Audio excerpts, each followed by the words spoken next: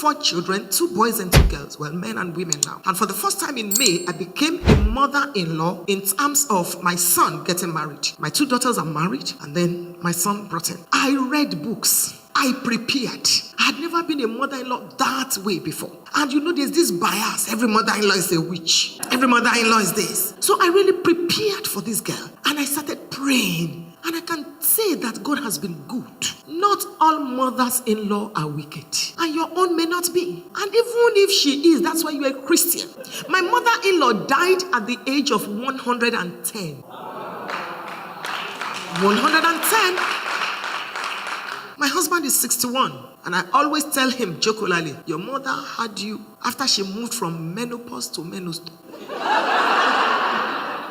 I made sure that woman, I made sure she came to live in our house at the end of her life. She would come and visit and all that. But I told God, Lord, I want this woman to die in my hands. And God practically answered that prayer. One day she said to me, raise your right hand up. I did. She said to me, you've taken care of me. You've been fantastic.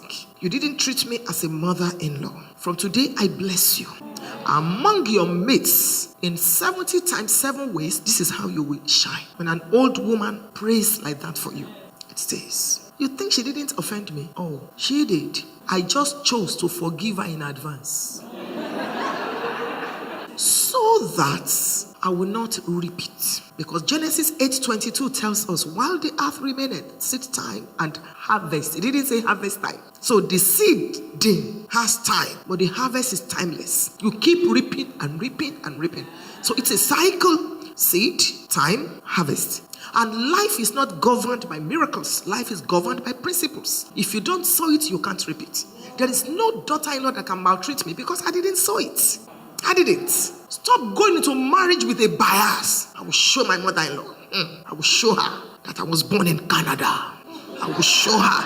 And you are battle ready for nothing. So every little thing you amplify her negative side, her weaknesses. Each time she comes home, she comes visiting, or your sisters-in-law, your brothers-in-law, you squeeze your face like an amoeba. You are ready. Any fight. It's not necessary. Befriend your mother-in-law.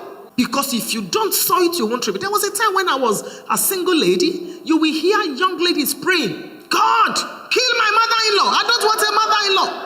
I said, oh, may the Lord hear. So that when it is your turn, your own sons too will pray that kind of prayers. Life is governed by principles. If you don't sow it, you won't reap it. So be careful.